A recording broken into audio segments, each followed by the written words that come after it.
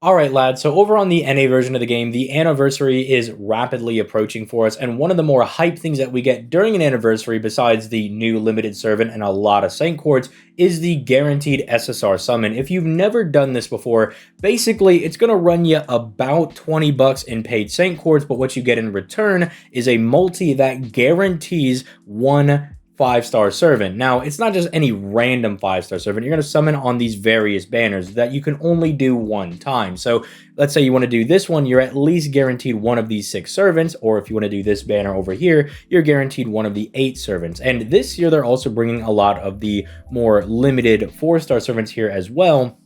So also maybe factor that into account if there's a specific 4-star you want on a banner where you want one of the 5-star servants. But do keep in mind, you really do want to be headhunting these 5-star limited servants, because a lot of these can be real game changers for your account. Now, I do think there are 2 obvious banners to summon on, those being the last 2, but I want to go over all of these banners and kind of give you guys some options on, like, well, if you want to summon on this banner, it could be good for X, Y, and Z reasons. We're going to do all of that in today's video. But before we begin, if you have not already, make sure you leave a like on the video and you subscribe to the channel for that sweet daily FGO content. And if you want to see me play FGO live, I do that every weekday starting at 6 p.m. Eastern Standard Time over on my Twitch, which is linked down in the description down below. But with that being said, we're going to move all the way to the bottom, because as I mentioned, the last 2 GSSRs down here are absolutely crazy. These 2, you can basically just confidently go into either one of these, and you know that you're going to walk away with a very strong servant. Let's start with this bottom one. This seems to be the most popular one, and the one that I am personally going to be going for, because you have a shot at Castoria, who is one of the strongest servants in the entirety of the game, because just what she does for your box when you are able to get her into your Chaldea is incredible, right? Allowing you to tackle some 90 plus and potentially 90 plus nodes, and enabling you to easily arts farm with most decent enough art servants, right? Like, even though there are people like, say, Berserker Musashi, Space Ishtar, Summer Kama, Summer Ibuki, who are kind of like the premier arts loopers, she could still make anybody pretty much loop very effectively, right? Like, even your Summer Kiara and your Muramasa up here, for instance, are other art servants that are very good with Castoria over here, because between 2 Castorias, you're getting a 40% attack buff, 100% of your NP charge, making them very good with things like Black Grail. You're getting 60% NP gain, 100% arts. It's absolutely crazy. She is still one of the best, if not the best, solo support type servant in the game. I want to clarify that I don't mean that she's like the best person to bring as a solo person, but just by herself and what she represents, without, you know, saying taking Koyenskaya and Oberon as a duo into account, but just by themselves as a support type servant, I think she is still the best support type servant we get. And just watch JP make me eat my words in like a couple of months here when they get their own anniversary. But for right now, I hold Castoria in that high spotlight. But even if you don't get her, you could potentially get Miss Crane, who I just did a video on about last month when she came out, who is just a very good general support type servant that basically gives you another plug suit and being able to cycle out some of your other guys. Just a very strong support in general. Morgan, we've been talking about her for like the last week with her initial servant video coming out, and then I did a comparison with her in Arjuna Altar. Very, very strong, diverse type of servant that you could use in stalling quests. You could use her as a buster farmer. You could just use her as a DPS if you got special damage mod or anything, right? Like, she's just a very good servant. But if you want to talk about DPS, you got Tyra over here, who is like one of the best DPS servants in the game. Even if you're not getting the Genji 200% special damage mod, she's still going to absolutely eviscerate people with really strong damage and insanely good crits. And then finally, Karen is probably the worst servant on this banner, and when she is the worst servant on a banner, it's got to be pretty decent, right? It's definitely not going to be all that bad, because Karen herself is just very diverse. You can use her as a quick looping servant. You can use her as kind of like this endurance type fighter in more difficult content. She's just got a very strong general purpose kit, in my opinion. And so when she is the quote unquote worst person on here, you know you're on a good banner. This is kind of like this banner, just a little bit more general. because you have a whole smorgasbord of really good effects with different servants over here. You have Ibuki, who is just a really good buster farming servant with her 50% battery and ability to put out some really good damage. She can also be used in more difficult content, but I would say that while she can kind of be good in there, I haven't found too much success in using her in more difficult content as I do have her on JP, but I don't think it's impossible to use. Like, you could definitely make buy with her, but as a buster farmer, she's really solid. Same thing for Muramasa. Very good as an arts farmer, can be used in more difficult content because he could put out some really good damage with, say, the crits and like the pierce invincibility and all that good stuff is really good in more difficult content, right? Like, they're very good as farmers, but also have some kind of a niche in being able to kind of go into a more difficult stage and kind of just burst down the boss. But then you got Melusine over here. If you skip out on Melusine and you don't go for her in a couple of days here when she comes out on the NA version of the game, and you get her over here, phenomenal servant. I mean, quite literally is capable of spamming her NP 6 to 7 times in a row, as I have done that consistently with my own Melusine over on JP. But then on top of her being probably the best arts DPS in the game, in my opinion, because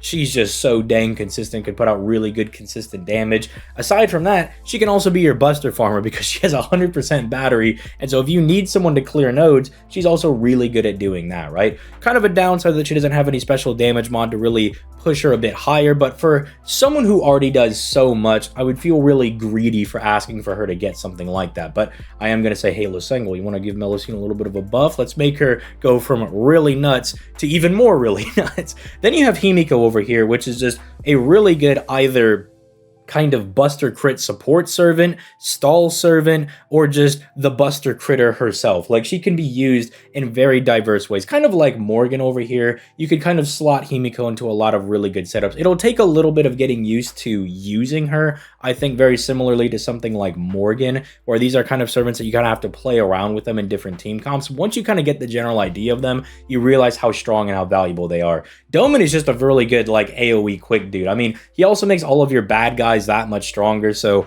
just generally a very good servant to have. Summer Kiara I did a video on during the rerun. You could check that out about a month ago to kind of give more of a modern perspective on where she is in the current meta, and she's still rather solid. Her whole gimmick is like ranking up her skills to make them even better, but she's got like all of the good stuff you would expect a DPS slash a farming servant to have, right? Being able to protect the party with like dodges, potentially having a 50% battery, star bomb. She's even got like protection against pierce evasion when she gives everybody the dodge. It's just funny and good stuff like that. Also is capable of like kind of stacking her damage as well, so she can build up as the fight is going on, which is also kind of nice. Then we have probably the worst servant over here on the banner, that being Summer Abigail, who I think suffers from being an AoE servant when she probably should be a single target. If she was single target, she'd probably see a lot more usage, but she's kind of like a debuffed style servant, and the sleep status is interesting, but if she was a single target, right, you could apply the sleep to everybody and then not hit them with your AoE NP and then wake them up, right? Because sleep works like a stun, but if you hit them, they wake up. So like having this AoE NP when you can sleep everyone is kind of a little counterintuitive. It's a little bit weird, but if you manage to get her over everybody else, like, she's not the worst, I guess. I mean, I guess you get some type of a buster farmer because she has a 50% battery. That's a little bit of coat, but definitely the one you want to avoid over here. But since this is 8 servants as opposed to like 5 over here, you have a lower chance of seeing her over any of the other 7 people. And then Van Gogh over here is kind of just like the quick version of Himiko, kind of in a way, where they do like really weird and odd things with their buffs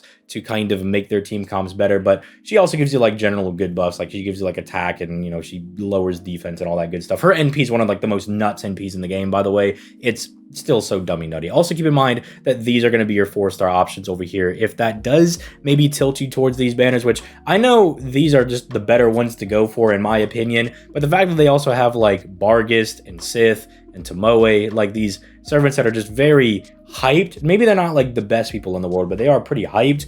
I'm pretty excited about that. So I like that the 4-star options are also fairly nice over here. There's also Bedivere. That's maybe a thing if you really want to get Bedivere. But yeah, let's go back up to the top, because I think the rest of these banners are kind of just your own personal preference at this point. Like, if you already have, say, Castoria and Morgan, and you're not me, where you want to get them to NP5, because, you know, I don't have these two, and I kind of regret summoning for Crane, because if I get her, I'm going to be very sad. But these two, even though I have them NP3, I would like to get them NP5 just because I like them a lot. Unless you're like, you know, not me, right? You're not falling into that scenario. The other banners are maybe a little bit better for you, but I still think the bottom two are probably the best value ones to go for. But this is another just general good banner right here. Okita is just a solid, quick burst DPS saber, right? Like, she could put out a lot of damage. She builds up her attack buffs based on her normal attacks, and then she's got like decent crits. She's got survivability in her dodge, like just a very just solid DPS servant. Like, nothing super crazy to write home about. She's not like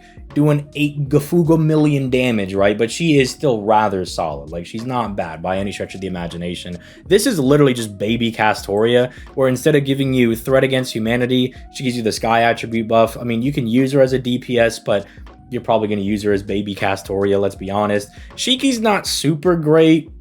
I mean, I know that there's a lot of copium for Shiki being like not that bad, but Shiki just doesn't really do a whole lot. She's like an art servant with really low hits, and an AoE art servant at that, which means she kind of struggles a bit to actually loop her NP. But, you know, she's got the insta-kill mechanic on there as well, and that does come up in some like annoying like gimmick fights where you want to like insta-kill a lot of the random enemies. It does come up. She won't be someone that, unless you really like Shiki, you're probably not going to crack her out all that much. But when you do have to bring her out, it's kind of like, oh, well, thank goodness I have Shiki to like mass insta-kill these people. But then at that point, you'd probably rather use Nidocris, but I don't know, maybe it's a specific quest where you really just want to have a saber. I don't know. That's kind of the niche that Shiki is falling into. Gilgamesh is just standard .jpeg good servant. He doesn't have any survivability, so if you want to bring him to fight some bosses, make sure you keep him protected, because he will get eviscerated. For some reason, this guy with like all these crazy NPs and everything has no survivability. His survivability is blowing up the enemy, which he does a very good job at doing. Keep in mind, he also does have a buff that he just recently got over on JP that makes him even better at doing damage. If you're not aware, the main gimmick for Gilgamesh is that he has this special damage mod against pretty much every single servant in the game. There are very few servants that do not fall under weak to Enema Elish. They're very few and far between. So he can basically hit most servants in the game with his damage mod, and that allows him to be a very effective servant killer. Skyhawk over here does really good standard damage, but if you can get either one of her damage mods, that being Undead or Divine, she's gonna cook. Like, she's gonna absolutely eviscerate people. Now, you guys know that I'm not a huge fan of people that kind of nuke and do a lot of damage and then take a little bit of time to come back, but I can't deny that Skyhawk does have her uses, right? If you don't know what I'm talking about, a lot of Skyhawk's buffs are 1 turn, and then they have like a 4 turn-ish cooldown after that before you can get those skill back again, right? Now, they did kind of fix that a little bit by giving her, say, the battery to help her out a bit with her NP gain and guaranteeing her crit abilities on her dodge skill, but she's still essentially a nuking type character, but that still can be really good. You know, you can use her as an anchor, and then after your whole team has fought this boss and maybe you just need that one little bit of a push, you bring in Skyhawk, she throws Gay Bolg alternative at them, and they explode into a million pieces. And there's also some bosses that have like either no break bar or 1 break bar. Those are few and far between, but there are bosses like that. You bring in someone like Skyhawk, throw Gay Bolg at them, and they explode into a million pieces. So she could still be very good for stuff like that. Brynhildr is like Skyhawk, but like the baby version of her. She's definitely getting a lot better by them giving her a battery and like kind of buffing up a couple of her other skills, but I still find it hard to see Brynhildr as anything else but just kind of baby Skyhawk because of her Brynhildr Beloved trait, which is still a pretty good damage mod. It's like the baby version of weak to Enema Elish, where a decent bit of servants have it, but it's not quite as vast. But this is kind of like one of those ones that you could throw a multi-amp and do this GSSR if you don't have, or like if you don't have any of these guys and you have a lot of the guys at the very bottom of the list, like those better banners, if you already have those guys locked down and you just kind of want a new good servant, these are all pretty good new servants, right? This is not a terrible one to go for. This one I think is a little bit too involved. There's 8 people on here, and it's a very just big mixed bag of servants, because like Iskandar's not super great. He kind of like star bombs on his NP with his 3rd skill, and that allows him to drop a lot of stars with his high hit buster AoE NP. But Aside from that, or maybe being a plug suit buffer because he offers you quite a few decent buffs, right? Like crit damage, attack, NP damage, all that good stuff, and then potentially star bombing. You could probably find some usage for him, but he's just not super great. Like, he realistically really wants to get a battery or something. Like, if they upgrade his third skill and even slap on like a 30% battery and make that buster buff like a 3-time buff instead of a just 1-turn buff, I think he just immediately turns around and becomes super great. But we're still kind of waiting for something like that. Shuten is like, she's okay. She can do some really good damage on an AoE NP and applies 18 billion debuffs, but she's one of those servants that it's kind of hard to find usages for her, especially as bosses kind of become more resistant to debuffs. It makes Shuten's role a little bit worse. MHX, on the other hand, is one of these servants that has an insane glow up. They've literally buffed everything about this servant, her NP, her skills, all that, and she's become quite an effective quick DPS servant. You do kind of have to, I don't want to say have to think a lot about using her, right? But she's obviously better against sabers because that's her damage mod. But even then, because they've given her all the buffs, she can still do some pretty decent damage as like an anti-rider or anti-berserker person. She can kind of be good in those roles. So if you get her, it's not the worst thing ever, but then again, I also just do not advise going on this banner. Kentoki's actually still really good. Just being able to break him out as like a really hard-hitting single target guy with a 50% battery is still very, very useful for more difficult farming nodes, and is kind of like a baby version of, say, Skahawk, right? Where you can just bring him in more difficult content and smack the enemy, and maybe even buy yourself a turn with a stun. Raiko is kind of like a better Iskandar in my opinion, being able to still drop a lot of stars on her own NP, it being an AoE, but then she can suck up the stars, do some really good crits. The only thing that I don't like is that for some reason they gave her like a 30% mana burst for 1 turn. And a lot of people, they never believe me when I say this. Like, some people are just like, no, there's no way they would do that to Raiko. Dog, look at this. They gave her a 30% mana burst for 1 turn. I have no idea what they were cooking when they made this, but they shafted Raiko for no reason because everything else about her is really solid. They went ahead and buffed this, made this a lot better. They gave her double damage mods over here. Super nice. Technically triple because it's Earth or Sky, right? So it's crazy. But then for some reason, they've just refused to buff this. Maybe they're afraid that if they give that to Raiko, she'll be a little too good, because Raiko is one of those servants that I kind of look at like Gilgamesh, where if they just give her like one decently timed buff, she becomes really nuts overnight. Amakusa over here is like the best servant you'll never use. All of his skills are just the most cracked things you've ever read, and then you look at him as a complete package, you're like, this guy is crazy. But offensive rulers aren't exactly all that great. They're not really in super high demand because they're more of a defensive class, so it's kind of weird using him as an offensive guy. You can find some good success with him, don't get me wrong. I love using my Amakusa as much as the next guy, but you're probably going to use somebody else over Amakusa.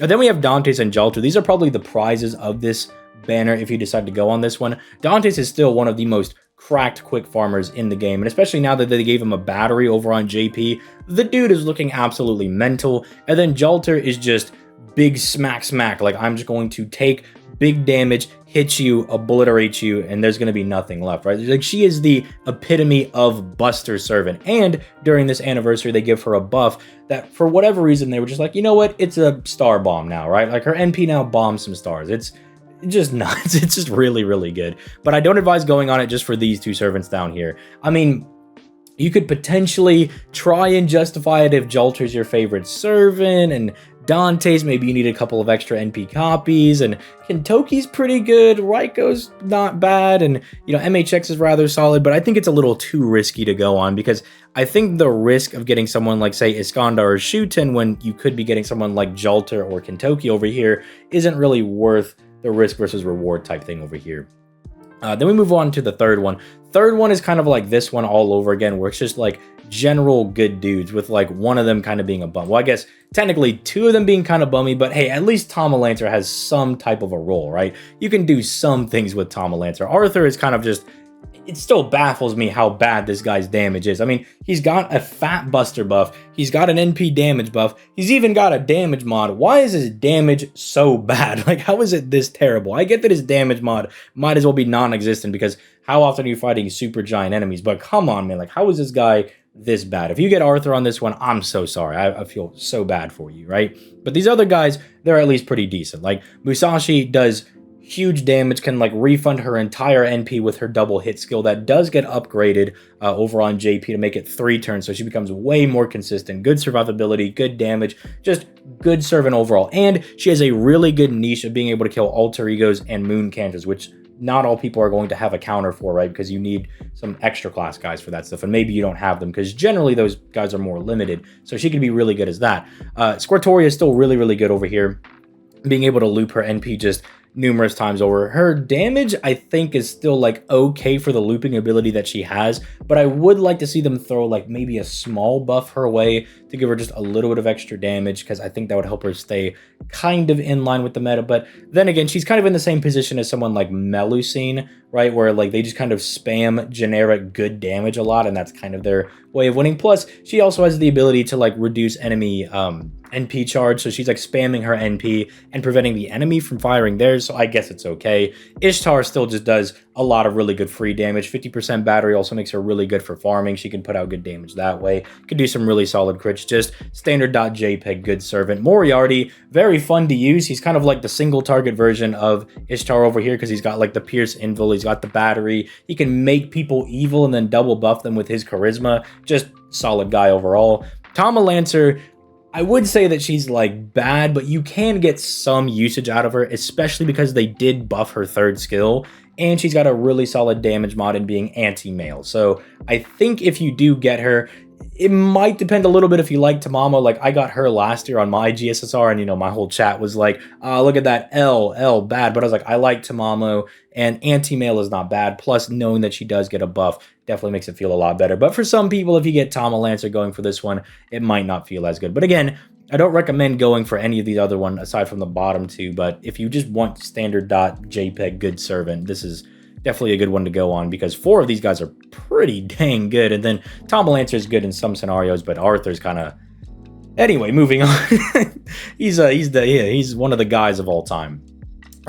This one is solid as well. This is like a pretty nice grab bag of things to get, but you can definitely tell that they diluted the pool a lot, making it a 1 in 9 chance to get Merlin specifically. But thankfully, some of the other servants on here are quite good. Ilya gets a 50% battery in the next couple of months here, I believe, for us over on NA, which that just makes her real nuts. Basically, all the good stuff I said for Kentucky, same thing for Ilya, right? Can just output really good damage and smack some random big guy in a farming node. And she's also got a decent enough kit for, say, taking on some bosses and whatnot. Merlin, everybody knows, is already like really good. We don't really need to talk about him. Da Vinci, after her most recent buff over on JP, actually is shaping up to be a really, really strong unit. I'm really looking forward to see what they're going to do with her with the next buff. But this is kind of more of like a placeholder type thing of, let's see what they do with the servant, right? If they do actually go back and fix her up a little bit more, or are they going to take her in like some random different direction, right? We'll have to see with this one, but I'm very curious to see what they'll do with her moving forward, because right now she's looking rather solid after her buff on JP. Cleopatra, I've said this numerous times, there are 2 different Cleopatras. There is Imperial Privilege Cleopatra, who goes in and goes hard in the paint. I love using her. And then there is the Cleopatra who whiffs her Imperial Privilege, and that unit sucks. So take for that what you will. Hassan is still a really solid solo servant. I mean, you send him in there, he's beefy, does decent damage. I mean, what more do you want? He's just like a solid dude. Like, he's just very solid .jpg servant. MHX Alter is one of the best quick DPS servants in the game. I think it's her and Tyra that are competing for better quick DPS, because while Tyra can like do all this crazy stuff and all these crazy crits, she's a berserker, and she got a recent damage mod that makes her anti-good on top of being anti-saber, so she can output ridiculous damage, especially being super effective already to everybody. The only weakness is she has no survivability, right? If someone tries to attack you, they throw a crit or an NP her way, she is going to die. She's going to get eviscerated. So the name of the game is kill the enemy before you die, and it's very fun to play with her that way. Hijikata is a unit. he's got stuff and things in his kit. You know, he's got a guts. He wants to do damage. The lower his HP gets, he gives people a buster buff. You know, just he can do some stuff and some things. You know, he's probably not as bad as people think he is, but he's definitely not a servant that people want. So if you do summon on this for Merlin specifically, I pray that you do not get Hijikata, because I don't think that's going to make anybody happy. If you're someone that likes Hijikata, let me know in the comments down below. I want to meet like the one Hijikata fan, because then we have Kiara and Melta Lilith. These two, crazy. Melta Lilith, they keep like going back to this servant. Like they gave her a buff and she didn't need it. Like, I don't know why they thought she needed it, because she's already got like good survivability. Now she can crit really hard. She already removes buffs and like can stack the quick damage and everything. She just does a whole lot. She neuters the enemy's NP damage while buffing her own.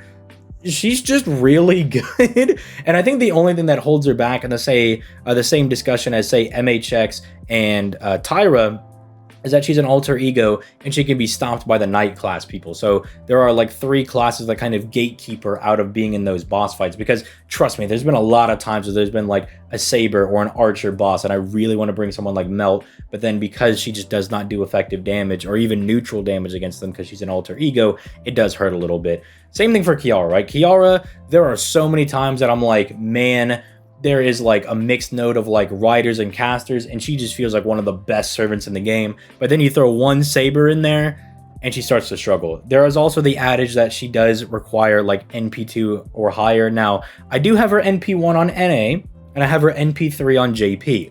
The one on JP definitely goes hard, and I can say that if you can get higher copies of Kiara, she goes crazy. But NP1 is still fine, it's good enough, but you're definitely going to feel that drop in damage when she loses stuff like the arts resist down or the defense down, right? Because she doesn't have any self buffs really. She's really debuffing the enemy, and that's where a lot of her damage comes from. But she's got like Pierce invincibility, Pierce defense caked into her kit. She heals herself, which is like the one thing Castoria doesn't do for people in her team comp. So in arts comp, she's really good at just sustaining herself. Just a phenomenal servant overall.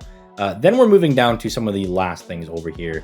This one, I would really recommend dodging. I do not think this one is quite worth going for. If you want Ereshkigal, she is going to be getting a banner relatively soon where she also gets a buff for her NP, where she gets the anti-earth damage mod. I would just recommend summoning on that. That is a much better chance for you to get her on solo rate up when she also gets a buff, as opposed to going on a very middling banner over here, because Sigurd has like huge consistency issues and his skills just always never really feel like they're doing enough. Even though they read like they should be really crazy, just never really feel like it's going in. Sherlock is, again, like Shiro Amakusa, one of the best servants you'll never use, because yeah, he gives everybody Pierce invincibility, he gives everybody Pierce defense and crit damage, but you're probably just better off using your standard double caster, or I guess now with Koyenskaya, double assassin support, and just going in and just wrecking whoever you're fighting, right?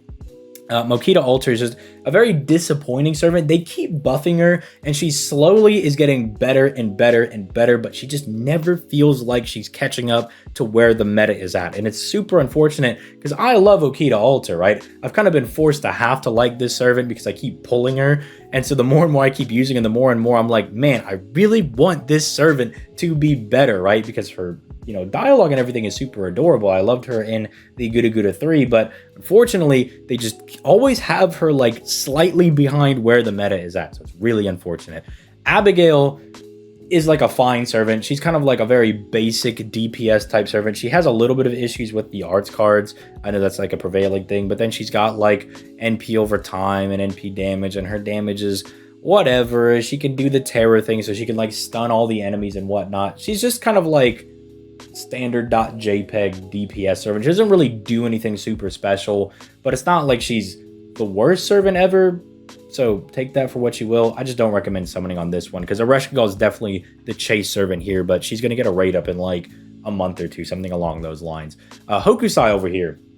Not bad. I do like using Hokusai. They gave her a little bit of a buff that made her a little bit better, but she's always one of those weird servants to use where you want to use her arts cards before you fire the NP to get extra damage from the defense down, but that also means you don't get as much refund on the follow-up arts cards after the NP. So if you're going to use her for farming, which can be a little bit rough, let me say from personal experience, it doesn't matter that much to just put the arts cards in front. But if you're going to use her as more of a boss killer, it can make things a little bit awkward, so just keep that one in mind. But again, don't really recommend going on this banner. This one is definitely trying to bait people with Scotty. Scotty comes out later this year. There is no new servant for Christmas, and instead they just put out a Scotty servant. Well, technically, we get a new free-to-play, but there's not like a new banner servant like a Stolfo Saber this year, so they just put out Scotty instead. And so if you want to try to get her, summon on that banner instead. Because while I do think that like Maid Altar over here is really good, the predicament is Maid Altar becomes really good once you have Scotty, right? But if you pull Maid Altar and no Scotty, then your Maid Altar is not super great, right? Because Scotty fixes a lot of the consistency issues that a lot of quick servants have by giving them massive quick buffs and huge batteries that they can just get slammed into them, right? That really helps out a lot of their consistency problems. And without Scotty, you kind of feel that lag when using someone like Maid Altar. So it's kind of like a really weirdly paced banner, right? Like somebody might get lucky and pull both of them because you can get 2-in-1s on these GSSRs, but it just doesn't feel like it's worth going on when some of these other GSSRs are even more crazy. I mean, Ivan, again, another one of those servants that's like a really good servant you'll never use. Like he has such a good kit for taking down bosses, but you're probably going to bring some single target guy instead. Semiramis and like Summer Nero over here are kind of just standard .jpeg good servants, right? And that doesn't mean that they're bad, right? I say that a lot, but when I use it to describe servants, I just mean they have a very basic, straightforward kit that's just solid. Like Nero Caster, if you have her at NP1 or potentially like NP2, 3, she could be your Buster Farmer, right? Because she's got a 50% battery and can do decent enough damage, right? Same thing for Semiramis. She's got like the 30% battery. The problem is that she's more reliant on doing Buster down instead of self-buffing herself, so that can be a little bit weird for her, but again, yeah, it could be a solid enough servant if you want to use her, but it just seems like bait because Scotty's on here, and Scotty will be back at the end of the year, so just wait for that if you want to summon for her. Then we have this banner. See, this is like more tempting than the first and the Musashi banner up there. If you just want like standard .jpeg good person, if you're not going to go for this one, because I think this is the best like standard, you want somebody good, you go for this one or this one. I think those are the ones that are more optimal to go for, but this one also doesn't feel bad because you got Benny Enma, who's got like the alignment damage mods and, you know, has buffs for the party and debuffs for the enemy, and is just solid all around. And same thing for Jean Archer, except she's more of an arts farming servant, just standard really good looper person. Like she's just really good. Chi Shi Huang is like probably the best solo servant in the game in my opinion. Well, I guess the best solo defensive servant, because you have people like say Ku Alter or Super Orion that are solo servants, but they're more offensive based, where they're trying to kind of beat the enemy down before their a little bit of survivability expires, although Ku Alter's maybe more in the middle there. That's maybe a discussion for a different day, but he's definitely like the best defensive solo servant in the game, in my opinion, because just very solid with everything he does to be able to keep himself alive and sustain himself through a lot of these fights. Very, very good. Mao Nobu is definitely a lot better after some of her buffs. You know, the damage mod definitely helps. She can do some decent crits. She's very good against divine enemies. Just, again, good servant. Kind of like an AoE Jolter in a way, if you want to look at her that way. King Protea. See, this is where it gets interesting with saying that he's the best defensive solo servant in the game, because King Protea is kind of also in that same category, because if you can get her going to where she doesn't get one shot, like early on when you're stacking her buffs, she becomes nigh unkillable, right? Because she resists and cuts down a lot of NP damage, and she gets a lot of bonus max HP, so she becomes really thick to the point where like, yeah, hit me for like 30k damage. Doesn't matter. I have like 75k HP. Like I'll just live through it and then I'll start healing up again. Especially, God forbid, you start pairing her with people like Merlin, who, you know, are gonna just start offering her healing and stuff as well. So it's like, not only am I at like 100k HP, but I also am healing a bunch of HP every single turn. She's a very fun and interesting servant to use. Not exactly for me. I've used her a couple of times and I had some fun, but I don't want to do that for like every single boss fight. But some people do like doing that. So this might be more tantalizing for some people that like that style of gameplay. Summer BB over here is also really insane because of her third skill, allowing her to lock things down, especially after she also got a really good buff over on JP with the Fate Seraph like Grail front thing that we had, where she was like the main boss lady person, right? So she got a buff after that, but was already really good because of her third skill that just allows you to cheese certain nodes because it lets you lock your card placement down, and that can be very, very strong. So this is like a good banner to go for if you're someone who's like, oh, I really like King Protea. This is one of those ones where you can't really get a dud on this one. Like, all of these guys are pretty good. Like, they're all very solid. Same thing for one like this. Like, this is one of those ones where it's like, oh, Murasaki's probably the worst servant on this banner. It's like, well, if Murasaki's the worst servant on this banner, it can't be that bad. And yeah, you have a 1 in 4 chance of getting Rider Waver, basically. Still one of the most, like, cracked assassins in the game. I don't know what they did, because assassins seem, like, really hard for them to make. But Kama, there's just, like, no problems in there. Like, 50% battery, charm buff, can lock people down, does good damage, just has an anti-alter ego thing as well. She's able to just snipe them out, has a little bit of crit damage in there, a guts that's not turn-based, just a nut servant all around. I don't know what they were cooking with Kama, but they just burnt the entire kitchen down with how hard they were cooking on her. And then Arjuna Alter is on here, right? I just did a video comparing him to Morgan. This guy is like, what, 2 years older than Morgan over there, and is still competing with her with just raw big damage that's basically free. Dude is nuts, right? Like, this is a very solid one to go for. And if you told me, like, well, ZTL, instead of going for one of these, I'm going for this because Kama, Reigns, and Arjuna Alter are nuts, I wouldn't fault you for it, right? Because even if you walk away with Murasaki, she's solid enough, right? Like, she's got, like, little damage mods you can give to people. You can try to use her as, like, an arts looping caster. Very good in, like, more difficult content, being able to, like, give damage cut and weird buffs like that. Just solid overall. Like, definitely, I don't think not as good as the other three, but not a bad consolation prize. This one kind of feels like this. Like, it feels like they were trying to go as hard as this one, but it just doesn't feel like it hits the same. Because Saber Astolfo and Sei are fine, but they're, like, not on the level of some of these other servants. Now, Super Orion over here is, like, I was saying that, well, I can't call him the best solo servant in the game because there's different ways of doing solos, right? There's defensive ways of doing it, kind of stalling, and then there's Super Orion, pop your NP twice and punch somebody for 1,000,000 crit and just eviscerate them. Like, you just turn into Saitama and just lay waste to your enemies, right? Dude is insane. Dude is still really good, right? You just load him up with his NP at least twice, and then you just dust your hands off and you're all good. Romulus over here was a little bit more sketchy, right? He's a little bit more sketchy, but they recently did just give him a command code that made him a lot better on JP that allows you to apply the Roman debuff for 5 turns, and that definitely made him a lot better. So that helped him out a lot because it allows him to consistently stack, like, additional copies of the Roman debuff and give him a little bit more of a Roman special damage mod as well. So that's also kind of nice. But I say it's a little bit of a fraudulent thing because I don't think Romulus is as good as Arjuna Alter. I definitely think this guy is probably one of the better servants in the game, but this is still not a bad one. Like, if Romulus or Super Orion are one of your favorite characters in the game, this is not bad because walking away with one of these two is definitely really solid, and getting Saber Astolfo or Sei isn't bad. It's just, it doesn't feel as good as walking away with, like, Reigns or Kama instead of, you know, one of these two. Like, this just feels a little bit better. Then we have the last one to cover, and this one, again, very similar to this one up here with the Chi Shi Wang on it. You're just going to walk away with the solid guy. None of these servants are particularly bad. Now, I know that Ruler Artoria catches a lot of flack. I'm gonna, you know, I'm denying that. She is not a fraudulent unit. She is fine. You can use her for farming and stuff. Her ability to shuffle out the cards I found to be very useful in some content, right? Being able to kind of guarantee to see one of your guys, right? If you're like, oh, I don't want to see any waiver cards, get out of here. All right, well, perfect. Here's all of my Ruler Artoria cards.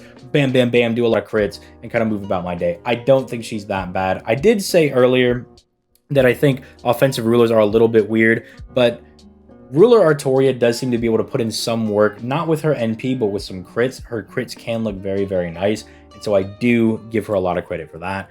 But I have to say all that because me saying that this looks like a really good banner like this one, people are going to be like, whoa, whoa, whoa, whoa, whoa, but Ruler Artoria sucks. I'm like, no, no, no, no, she's not that bad. I've used her numerous times on stream, and I've shown her out to people and be like, look, she's actually a very, very solid servant. So not bad, but I guess she probably doesn't hold up to the people that are also on her banner, because you have Ryder Da Vinci over here, who is still one of the best arts looping servants in the game. Like, she just makes arts teams feel so good because she's like, not only am I spamming my NP, we're all spamming our NPs, right? Everybody gets to NP. You get to NP. You get to NP. Just give me more buffs.